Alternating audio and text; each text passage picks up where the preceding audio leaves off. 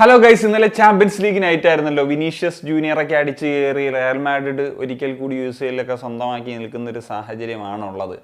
So ഇങ്ങനൊരു സംഭവം നടക്കുമ്പോൾ എനിക്ക് മറ്റൊരു കാര്യം കൂടി ഒന്ന് സംസാരിക്കണമെന്ന് തോന്നി. അതായത് ഞാൻ അതിന് കുറച്ച് മുന്നേ നിക്കോള ആഡം എന്ന് പറഞ്ഞിട്ടുള്ള ഒരു പരിശീലകൻ, ജർമ്മൻ പരിശീലകനാണ് അദ്ദേഹത്തിൻ്റെ ഒരു ഇൻ്റർവ്യൂ കാണാനിടയായി. അദ്ദേഹം ഇന്ത്യയിൽ വർക്ക് ചെയ്തിട്ടുണ്ട്, ഇന്ത്യയുടെ അണ്ടർ-16 കോച്ച് എന്ന നിലയിൽ.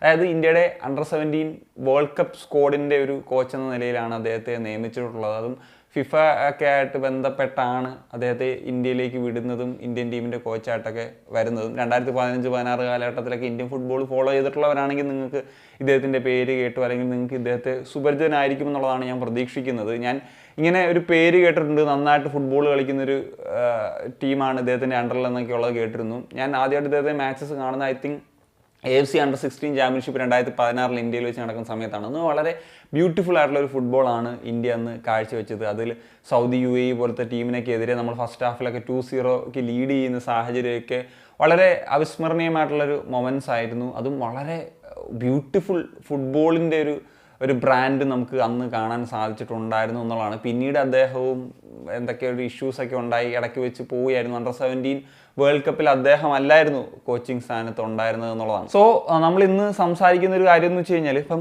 വിനീഷ്യസ് ജൂനിയർ എന്ന് പറയുന്ന ഒരു പ്ലെയർ ഇപ്പം വേൾഡിൽ തന്നെ one of the best player ആണ്. അദ്ദേഹം ഇന്ത്യയിൽ ഒരിക്കൽ വന്ന് കളിച്ചിട്ടുണ്ട്, നിങ്ങൾക്ക് ഓർമ്മയുണ്ടോയെന്ന് അറിയത്തില്ല. ബ്രിക്സ് കപ്പ് എന്ന് പറഞ്ഞിട്ടുള്ള ടൂർണമെൻറ്റിൽ അണ്ടർ-17 ടീം, അതായത് ബ്രസീൽ അണ്ടർ-17 വേഴ്സസ് ഇന്ത്യ അണ്ടർ-17 ഒരു മത്സരം നടന്നിട്ടുണ്ടായിരുന്നു. അന്ന് വിനീഷ്യസ് കളിച്ചു, വിനീഷ്യസ് ഗോളും സ്കോർ ചെയ്തിട്ടുണ്ടായിരുന്നു.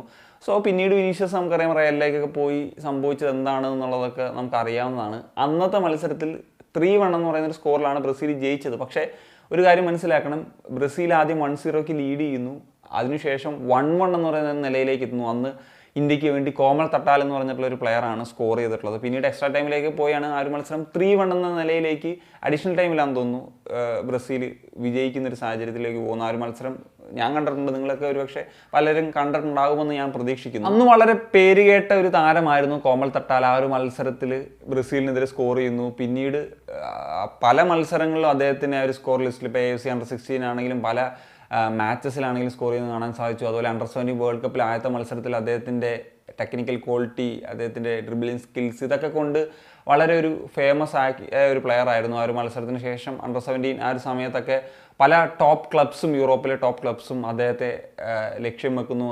സ്കൗട്ടുകൾ അദ്ദേഹത്തെ വളരെ ഇമ്പ്രസ്ഡ് ആണ് എന്നുള്ള തരത്തിലുള്ള വാർത്തകൾ വരെ നമ്മൾ കേട്ടതാണ്.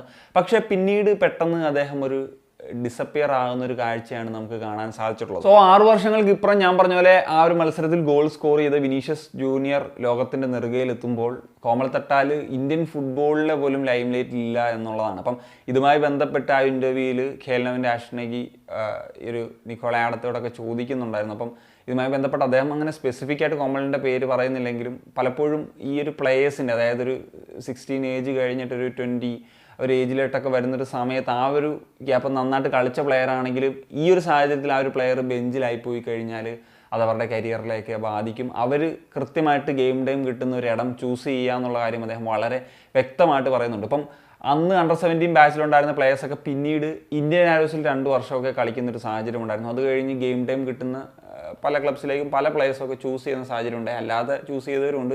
എങ്കിലും മെജോറിറ്റി ഓഫ് പ്ലെയേഴ്സ് അണ്ടർ-17 ബാച്ചിന് ശേഷം ആ ഒരു ആരോസാണ് ചൂസ് ചെയ്തത്. പക്ഷേ കോമൾ തട്ടാൽ മാത്രമാണ് അദ്ദേഹം ATK അന്ന് ചൂസ് ചെയ്യുന്നത്. അതും ഏതാണ്ട് ഒരു 5 വർഷത്തെ ഒരു ലോങ് കോൺട്രാക്റ്റിലോ മറ്റോ ആണ് സൈൻ ചെയ്യുന്നത്. അതിൽ ആശിഷ് നെയ്യ ഇൻ്റർവ്യൂ പറയുന്നത് അതൊരു കൈൻഡ് ഓഫ് ട്രാപ്പായി മാറുക എന്ന് പറഞ്ഞാൽ പറയാം. കാരണം അദ്ദേഹത്തിന് അങ്ങനെ ഒരു ഗെയിം ടൈം തന്നെ കിട്ടിയിട്ടില്ല. ആകെ 20 മാച്ചസോ മറ്റോ ആണ് ഈ 4 വർഷം അദ്ദേഹം ആ ഒരു ക്ലബ്ബിലുണ്ടായിട്ട് കളിച്ചിട്ടുണ്ടായിരുന്നത്. അതിൽ പകുതി മത്സരത്തിന് മുകളിൽ അദ്ദേഹം 10 മിനിറ്റിലൊക്കെ താഴെ കളിച്ചായിട്ടാണ് എൻ്റെ ഒരു ഓർമ്മ. കാരണം 80 മിനിറ്റ് ഒക്കെ കഴിഞ്ഞിട്ട് പലപ്പോഴും സബ്സ്റ്റിറ്റ്യൂട്ട് ആയിട്ട് അങ്ങനെ വളരെ ഈ ഒരു 4 വർഷത്തെ കാലയളവിൽ ATK അദ്ദേഹം വളരെ കുറച്ച് മിനിറ്റുകളെ കളിച്ചിട്ടുള്ളൂ. അദ്ദേഹം ആ ഒരു സമയത്ത് തന്നെ ഈ പറഞ്ഞ നിക്കോള ആഡം പറഞ്ഞിട്ടുള്ള ആ ഒരു 20 വയസ്സൊക്കെ താണ്ടി പുറത്തു വന്നു. പിന്നീട് അദ്ദേഹം ജംഷഡ്പൂരിലേക്ക് എത്തിയെങ്കിലും അങ്ങനെ കാര്യമായിട്ട് ഒരു ഗെയിം ടൈം ഒന്നും കിട്ടിയില്ല. അതായത് ഒരു സമയത്ത് ഇന്ത്യൻ ഫുട്ബോളിൽ നിന്നൊരു ഹയർ ലെവൽ യൂറോപ്പിലേക്കൊക്കെ വരെ പോകുമെന്ന് പ്രതീക്ഷിച്ച് മാധ്യമങ്ങളൊക്കെ ഇന്ത്യൻ നെയ്മർ എന്നൊക്കെ വളരെ വിശേഷിപ്പിച്ചിട്ടുള്ള ഒരു താരം പിന്നീട് ഒരു ലൈം ലൈറ്റിൽ പോലും ഇല്ലാത്ത സാഹചര്യത്തിലേക്ക് പോയി. അതിൻ്റെ ഒരു റീസൺ ഈ പറഞ്ഞതുപോലെ ഒരു ക്ലബ്ബ് ചൂസ് ചെയ്യുക എന്നുള്ളതാണ്.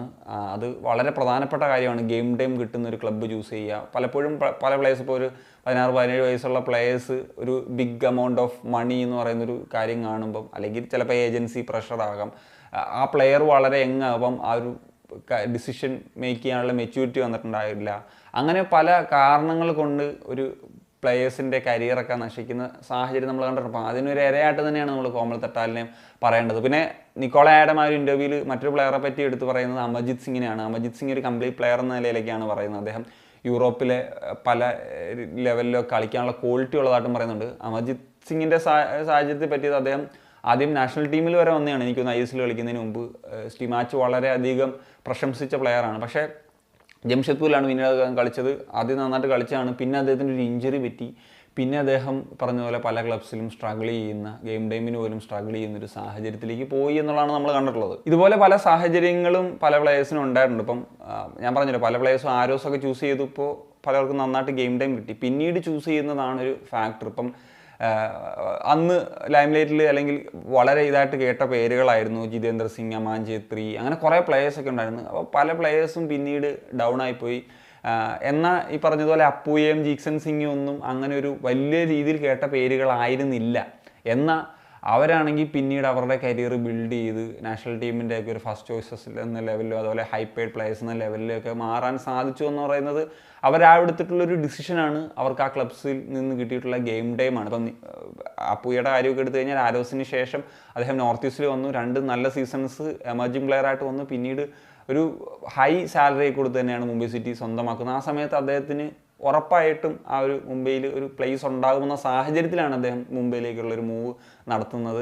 അദ്ദേഹത്തിന് അണ്ടർ 17 കഴിഞ്ഞിട്ടുള്ള ഒരു 4-5 വർഷം കൃത്യമായിട്ടുള്ളൊരു ഗെയിം ടൈം കിട്ടിയതായിട്ട് നമുക്ക് കൃത്യമായിട്ട് കാണാൻ സാധിക്കുന്നുണ്ട്. അതുപോലെ അണ്ടർ 17 നമ്മുടെ ടീം ഉണ്ടായിരുന്നല്ലോ, ലാസ്റ്റ് ബാച്ച്, ഇപ്പോൾ ജപ്പാനൊക്കെ എതിരെ 8-4 ആ ഒരു മത്സരം ഓർമ്മയുണ്ടല്ലോ. അതുപോലെ നന്നായിട്ട് കളിച്ചിട്ടുള്ള കുറേ പ്ലേയേഴ്സ് ആ ഒരു ബാച്ചിലുണ്ടായിരുന്നു. അപ്പോൾ ആ ഒരു പ്ലേയേഴ്സിൻ്റെ അടുത്തൊക്കെ ഇപ്പം ആശിഷ് നെയ്യ് പറഞ്ഞിട്ടുണ്ടായിരുന്നു ISL ചൂസ് ചെയ്യരുത്, മറ്റേ ഗെയിം ടൈം കിട്ടുന്നത് ചൂസ് ചെയ്യുക I ലീഗ് ക്ലബ്സ് ആണെങ്കിലും ഒക്കെ എന്നുള്ളത്. പക്ഷേ എല്ലാ പ്ലേയേഴ്സും ISL ക്ലബ്സാണ് ചൂസ് ചെയ്തതെന്നുള്ളതാണ്. അതിൽ ഞാൻ പറഞ്ഞല്ലോ, പലപ്പോഴും പല മണി ഫാക്ടേഴ്സ് അല്ലെങ്കിൽ ഏജൻസി ഫാക്ടേഴ്സ് ഇതൊക്കെ ഉണ്ടാകാം. പക്ഷേ ഈ പറഞ്ഞ പോലെ ഈ കാലയളവിൽ ഇപ്പോൾ പല പ്ലേയേഴ്സും അണ്ടർ 17 മാച്ചിലൊക്കെ നന്നായിട്ട് പെർഫോം ചെയ്തിട്ട് അവരുടെ കരിയർ പിന്നീട് ആ ഒരു ഗ്രാഫ് താഴേക്ക് പോകുന്നുണ്ട്. അതിനൊരു പ്രധാനപ്പെട്ട റീസണാണ് ഈ പറഞ്ഞ പോലെ ഗെയിം ടൈം. ഇപ്പം നിക്കോള ആഡം തന്നെ പറഞ്ഞിട്ടുണ്ട്, എത്ര ടാലൻ്റ് ഉള്ള പ്ലേയേഴ്സ് ആണെങ്കിലും അവർക്ക് ഗെയിം ടൈം കിട്ടി കോമ്പറ്റീറ്റീവ് മാച്ചസിൽ ഇത്ര മാച്ചസ് കളിച്ചാൽ മാത്രമേ അവരുടെ ഒരു കരിയറിൽ ഗുണം ഉണ്ടാവുള്ളൂ. അതല്ലാണ്ട് എത്ര ട്രെയിനിങ് ചെയ്തെന്ന് പറഞ്ഞാലും ട്രെയിനിങ് ഗ്രൗണ്ട്സിലെ കാര്യങ്ങളൊന്നും അത് ഗെയിം ടൈം ഒരു കോമ്പറ്റീറ്റീവ് മാച്ചിന് വേണ്ടിയിട്ടാണ് ആ ട്രെയിനിങ് ഉപകാരപ്പെടേണ്ടത്. അല്ലാണ്ട് അതിന് വലിയ ഇതില്ല എന്നുള്ളത് നിക്കോള ആഡം കൃത്യമായിട്ട് പറയുന്നുണ്ട്. അപ്പം ഗെയിം ടൈം കിട്ടുന്ന ക്ലബ്സ് പ്ലേയേഴ്സ് ചൂസ് ചെയ്യും. ഇപ്പോൾ ഈ പറഞ്ഞ പോലെ 17-16 വയസ്സുള്ള പ്ലേയേഴ്സ് ഒരു ISL ക്ലബ്സിൽ ചൂസ് ചെയ്യുന്ന സമയത്ത് എന്താണെങ്കിലും അവർക്ക് അവിടെ ഒരു ഗെയിം ടൈം കിട്ടുക എന്ന് പറയുന്നത് ഭയങ്കര ഡിഫിക്കൽട്ടായിട്ടുള്ള കാര്യമാണ്. ഇനിയിപ്പം റിസർവ് സൈഡ്സിൽ തന്നെ നോക്കുകയാണെന്നുണ്ടെങ്കിലും അതേപോലുള്ള ക്ലബ്സ് ചൂസ് ചെയ്യണം. ഈ പറഞ്ഞ പോലെ ഡെവലപ്മെൻ്റ് ലീഗിൽ ആണിപ്പോൾ ഒരു ഓപ്പർച്യൂണിറ്റി ഉള്ളത്. അതല്ലാണ്ട് ഇപ്പം സ്റ്റേറ്റ് ലീഗ് കളിക്കാനോ അല്ലെങ്കിൽ മറ്റു മാച്ചസ് കളിക്കാനോ അതിനിപ്പം പറഞ്ഞ പോലെ ഇപ്പോൾ ബംഗളൂരു ആണെങ്കിലും മുംബൈ ആണെങ്കിലൊക്കെ ഒരുപാട് കോമ്പറ്റീഷൻസ് ഉണ്ട്. ഈവൻ കേരള ആണെങ്കിൽ പോലും നമുക്ക് കേരള പ്രീമിയർ ലീഗ് അടക്കമുള്ള മാച്ചസിനൊക്കെ ഉള്ള ഓപ്പർച്യൂണിറ്റീസ് ഉണ്ട്. അല്ലാണ്ട് ചില ക്ലബ്സൊക്കെ ഇപ്പം അന്ന് വളരെ നന്നായിട്ട് കളിച്ചൊരു പ്ലെയറാണ് ഗാങ്ടെ എന്ന് പറഞ്ഞിട്ട് കഴിഞ്ഞ ബാച്ചിലൊരു പ്ലെയർ, അദ്ദേഹം ചൂസ് ചെയ്തത് ചെന്നൈയിനാണ്. ആ ചെന്നൈയിലാണെങ്കിൽ പറഞ്ഞ പോലെ സ്റ്റേറ്റ് അസോസിയേഷൻസ് ഒക്കെ അതിൻ്റെ പ്രശ്നങ്ങളായിട്ട് അവിടുത്തെ ലീഗൊന്നും കറക്റ്റ് പ്രോപ്പറല്ല. അവിടെ ഡെവലപ്മെൻ്റ് ലീഗിൽ അദ്ദേഹം ഞാൻ നോക്കിയപ്പോൾ വളരെ കുറച്ച് മിനിറ്റുകളാണ്. അപ്പം ഇങ്ങനൊരു പ്ലെയർ അവിടെ പോകുന്ന സമയത്ത് ആ പ്ലെയേഴ്സ് ഈ പറഞ്ഞതുപോലെ ആ പ്ലെയർ പെട്ടെന്ന് ഡിസപ്പിയർ ആയി പോകുന്ന സാഹചര്യങ്ങളിലേക്കൊക്കെ പോകും. അപ്പോൾ അവർക്ക് ഗെയിം ടൈം കിട്ടുന്നൊരു ക്ലബ്ബ് ചൂസ് ചെയ്യുക എന്നുള്ളതാണ് ഏറ്റവും പ്രധാനപ്പെട്ട കാര്യം. അപ്പോൾ ഒന്നുകിൽ അല്ലെങ്കിൽ ആ പ്ലേയേഴ്സിനെ 2-3 വർഷത്തേക്കൊക്കെ ലോണിൽ വിട്ടിട്ട് പറഞ്ഞ പോലെ ഒരു 10-20 വയസ്സാകുമ്പോഴത്തേക്കും തിരിച്ച് ISLലേക്ക് വന്നു കഴിഞ്ഞാൽ അവർക്കൊരു സ്ഥാനമൊക്കെ കണ്ടെത്താൻ സാധിക്കും. കാരണം ഇവരൊക്കെ ഈ ടെക്നിക്കലി സൗണ്ട് ആയിട്ടുള്ള പ്ലേയേഴ്സ് കൂടിയാണല്ലോ. സോ പലരും ചോദിക്കുന്ന ഒരു ചോദ്യങ്ങളായിരുന്നു നമ്മുടെ വീഡിയോയുടെ കമൻസിലൊക്കെ. ഈ പല പ്ലേയേഴ്സും കോമൽ തട്ടാൽ എവിടെ, അല്ലെങ്കിൽ ഇന്ന പ്ലേയേഴ്സിന് എന്താണ് സംഭവിച്ചത്, അണ്ടർ 16 നന്നായിട്ട് പെർഫോം ചെയ്യും, നമുക്ക് വളരെ ഹോപ്പ് തരും, പക്ഷേ പിന്നീട് ആ ഒരു പ്ലേയേഴ്സിൻ്റെ ഒരു കാര്യത്തിലേക്ക് വരുമ്പോഴത്തേക്കും അവർ ഡിസപ്പിയറൊക്കെ ആയി പോകുന്ന സാഹചര്യങ്ങളിലേക്ക് പോകും. അപ്പോൾ ഇതുമായി ബന്ധപ്പെട്ടൊന്ന് സംസാരിക്കണം തോന്നി. അപ്പം കുറച്ച് സാഹചര്യങ്ങൾ, ഇപ്പോൾ നിക്കോള ആഡത്തിൻ്റെ ഇൻ്റർവ്യൂ കാണാനും ഇന്നലത്തെ വിനീഷ്യസ് ജൂനിയറിൻ്റെ കാര്യങ്ങൾ ഇതൊക്കെ ഒന്ന് ഒത്തു വന്നപ്പോൾ അതുമായിട്ട് ബന്ധപ്പെട്ടൊന്ന് സംസാരിക്കാൻ തോന്നി. അപ്പം നിങ്ങളുടെ ഒപ്പീനിയൻസ് ഉറപ്പായിട്ടൊന്ന് കമ്പോസ് ചെയ്യാൻ വേണ്ടി കാണിക്കും. ഞാനത് സനിയ.